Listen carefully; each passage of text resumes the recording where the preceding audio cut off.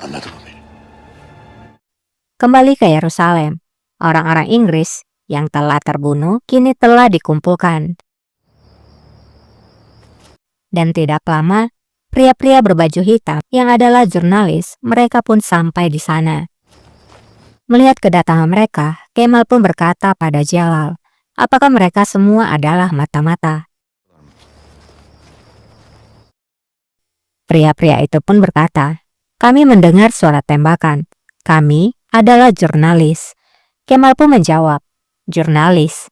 Jadi, kamu sudah mendengar suara tembakan dan datang jauh-jauh dari Yerusalem atau London, begitu ya? Londra'dan duyup geldiniz. Öyle mi? Yahudileri mi? Jurnalis pun bertanya, apakah mereka telah membunuh orang Yahudi? Kemal menjawab, Aksi. bukan orang Yahudi.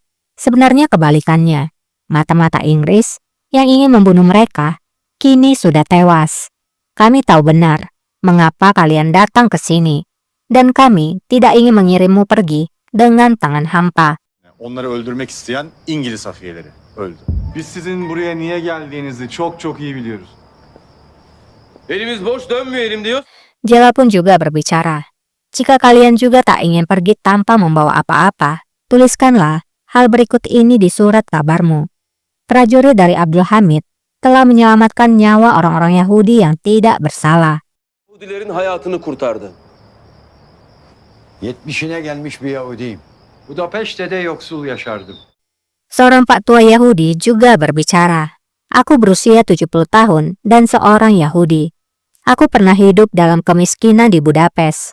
Orang-orang Yahudi ini selalu diperlakukan buruk oleh orang-orang Kristen. 10 tahun yang lalu, Tuan Hezrel datang dan membuat saudara Yahudiku percaya pada negara Israel. Yahudilere Hristiyanlar her zaman kötü muamele geldi. Bütün kardeşler biz buraya İsrail için ölmeye geldik. Kami datang ke sini untuk mati demi Israel. Sebagai orang Yahudi, kami hidup dalam ketakutan terus-menerus akan penghinaan dan kematian. Dan Tuan Hezrel menjanjikan kepada kami tentang kematian. Tak seorang pun yang menjanjikan kami hal lainnya. Ağlanmaktan ve ölümden korkarken Bay Hazel bizden yoktu. Ama birisi sizler yazacak. Tapi untuk pertama kalinya, seseorang telah menyelamatkan hidup kami. Jika kamu akan menulis sesuatu, tulislah ini di surat kabarmu. Sultan Utsmania telah menjanjikan kehidupan kepada orang-orang Yahudi yang tidak bersalah, yang hidup dalam ketakutan akan penghinaan dan kematian. Tuliskanlah ini, supaya semua orang Yahudi mengetahuinya. Negara Israel tidak akan membawa apa-apa selain kematian. Aşağılanmaktan, ölüm korkusuyla yaşamaktan. Yazın ki bütün Yahudilerimden başka bir şey getirmeyecek. Setelah mendengar Pak Tua itu berbicara demikian, Jalal pun menjawab, mereka tidak akan menuliskan hal itu, Effendi. Mereka hanya mengambil keuntungan dari penderitaan kalian. Binden medet umarlar. Biz anlatacağız. Entah kalian akan menulisnya atau tidak, kami akan memberitahukannya. Dan mata-mata Inggris ini ajanı da akan ikut bersama kami ke ibu kota sebagai bukti atas apa yang terjadi. yapılanların delili olarak gelecek. Di ruangan rahasia, Tasin pun telah mendapatkan telegram balasan dari Jalal. Dia pun menyampaikan pada Sultan bahwa mereka akan kembali dengan membawa mata-mata Inggris ke ibu kota. Sultan menjawab, bagus. Sultan lalu menunjukkan foto Sarah dan Melike.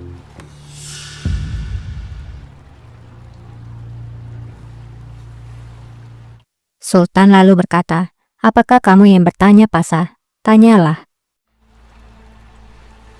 Tasin lalu mengambil foto Sarah dan bertanya, Sultanku, siapa itu Sarah? Sultan menjawab, dia adalah setan yang berbisik di telinga Asen. Tasin kemudian mengambil foto Asen lalu bertanya lagi, siapa itu Asen, Sultanku? Kenapa kita sudah begitu peduli pada gadis ini sejak awal? Sultan menjawab, kita merasa kasihan padanya ketika dia terluka dalam kecelakaan itu. Lalu muncul gambar ini, dan saat melihat gambar ini, sesuatu terlintas di pikiran. Kemudian aku teringat pada peternakan di belakang. Merak ettik. Arkadaki çiftliği hatırladım. Tasin lalu mengambil foto satunya lagi. Dia pun bertanya, siapa pria ini? Sultan menjawab, dia adalah Efraim Effendi. Tuan Efraim adalah pemilik peternakan ini.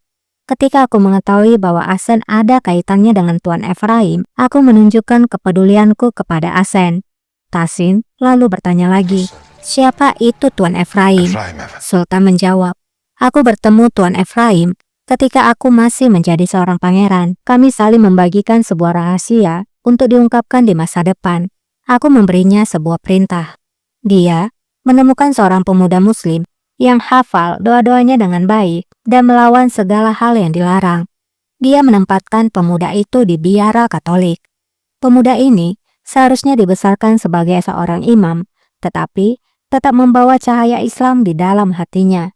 Fıtratı Müslüman olan namazında niyazında Mısır'daki Katolik kilisesine yerleştirdi. Pemuda itu tumbuh dan menapaki jalannya ke Vatikan, bahkan menjadi seorang kardinal. Aku memerintahkan Efraim untuk menyembunyikan namanya dari semua orang, termasuk aku sendiri, sampai dia mencapai posisi tertinggi. Pada tahun 1878 Masehi, Paus meninggal. Paus baru harus dipilih. Sebelum pemilihan, Tuan Efraim seharusnya mengirimkan kepada kami nama mata-mata dengan kode. Sultan pun lalu menunjukkan sebuah benda. Hafiyemizin adını bize yollayacaktı. Efraim Efendi ile yıllar önce kurduğum Kemudian berkata lagi, ini adalah aturan dari rahasia yang aku buat dengan Tuan Efraim selama bertahun-tahun yang lalu. Dia akan memberiku sebuah angka, dan nama mata-mata itu akan muncul pada penguasa ini. Tapi, Tasin pun penasaran dan bertanya, apa yang terjadi Sultan? Sultan menjawab, rahasia kami terungkap basah. Tuan Efraim terbunuh pada malam di mana seharusnya dia mengirimkan kode itu kepada kami. ortaya çıktı paşa. Biz şimdi Vatikan'daki hafiyemizin ifşa Kita tidak tahu apakah mata-mata kita yang berada di Vatikan telah terbongkar. Apakah dia sudah dipromosikan atau apakah dia masih hidup atau sudah meninggal. Karena kami tidak tahu siapa dia. çünkü kim olduğunu bilmiyoruz. İşte Mungkin Ase menyembunyikan kode Efraim. Jika dia mengingat masa lalunya, mungkin dia akan memberitahu kita nama mata-mata kita di Vatikan. Sekarang pertanyaannya adalah, apa hubungan antara Asen dan Tuan Efraim? Mata-mata itu, Sarah, yang akan memberitahukan kita. Şimdi merak ettiğimiz şu. Arasındaki bağ nedir? Bize bunu Sara denen Tasin pun lalu bertanya, Sultan, mengapa kita tidak menanyakannya saja kepada Asen? Sultan pun menjawab, tidak mungkin pasah. Bahkan jika dia secara tidak sengaja membawa rahasia ini, dia telah datang ke istana ini untuk membunuh kita pasah. Sebelum dia mengingat masa lalunya, kita akan mencari tahu tentang masa lalunya. biz onun mazisini çözeceğiz.